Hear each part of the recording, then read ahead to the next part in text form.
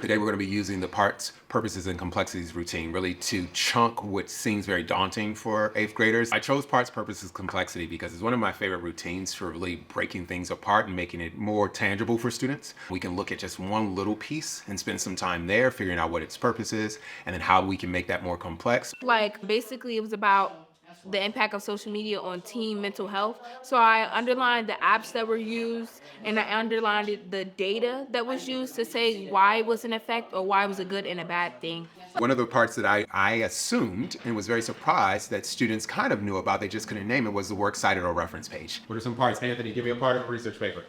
Supporting details. Supporting details, okay. Body paragraph. Body paragraphs, all right. Thesis statement. Thesis statement, so that's another part. Usually is located in what part of the research paper?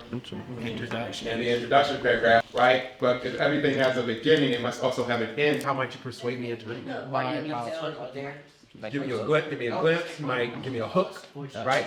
You want to get my attention, right? Just talk to me about the purpose of those sources. The purpose of them sources was like it's different evidence like you could put in your article. Cause it might be real, it might not be real, but you gotta go to multiple sources that you really could trust and think that's reliable.